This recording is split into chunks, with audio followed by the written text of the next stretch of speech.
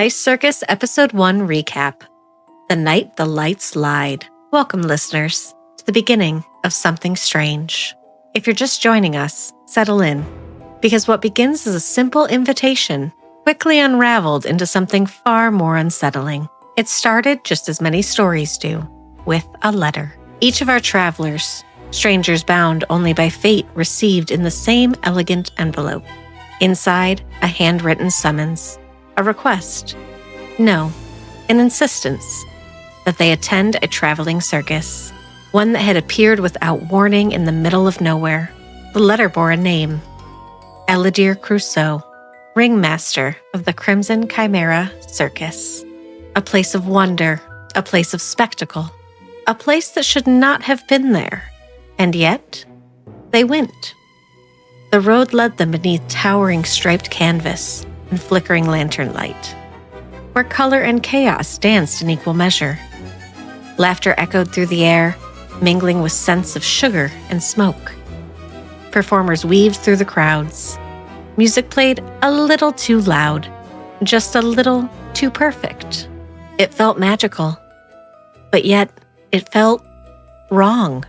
Still, curiosity won out, as it often does. Their first mission, something simple.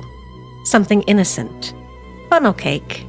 They found the stall easily enough, run by a vibrant, almost unnervingly bitter vendor named Lolly Prink, her colors brighter than they had any right to be, given her grim attitude. The cakes themselves were irresistible, and that was the problem. Because after the first bite, things began to change. One member of the party even became a living cascade of color, their very bodies shifting into a walking rainbow.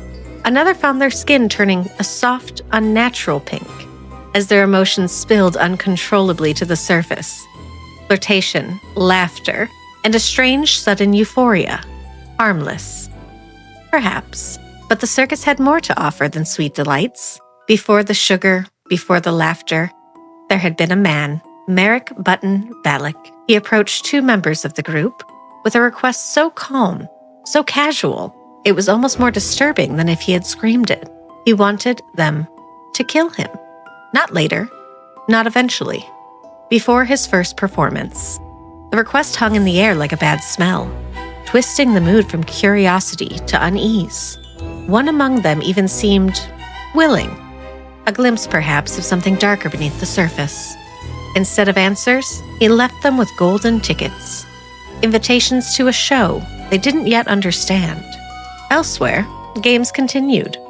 Drawn by flashing lights and the promise of prizes, two former party members, Octavius and Icarus, found themselves before a spinning wheel run by a pair of conjoined twins, Pip and Pop. One vibrant, one lifeless, stitched together in a way that defied nature and decency. Icarus spun first, walking away with a cute little prize of a plush chimera, the circus's smiling mascot, a harmless victory. But the second spin? That was different. When Octavius took his turn, the wheel did not simply choose a prize. It chose him.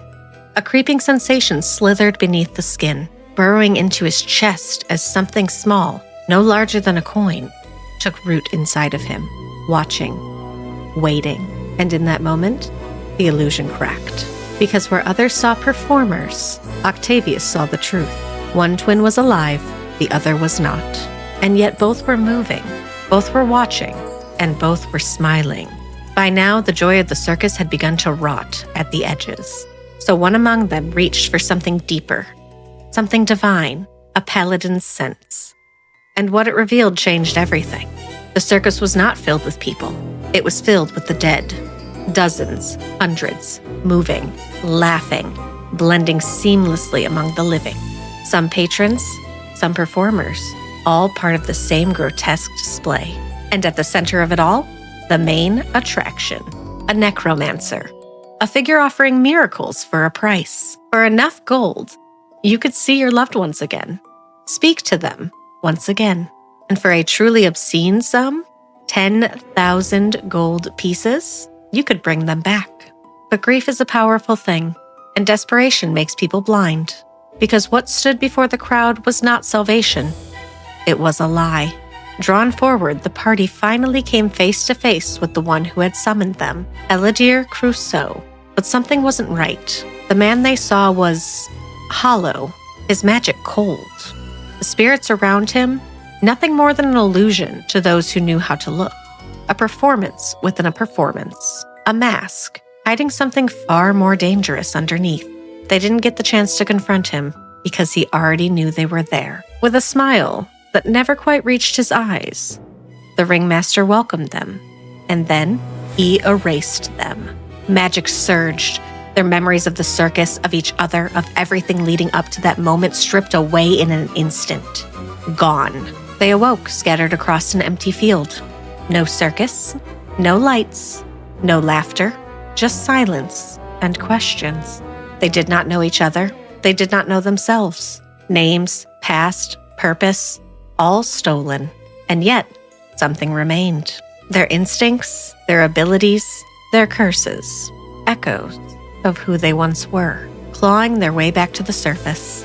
And so, with nothing but fragments and a growing sense of dread, they began to move toward the nearest sign of civilization, towards answers, towards a place known only as the Celeste Tavern. But the question still lingers. What was the circus? What did Valyndor take from them? And perhaps most importantly, why were they chosen? But this is only just the beginning. And the truth is waiting just behind the curtain.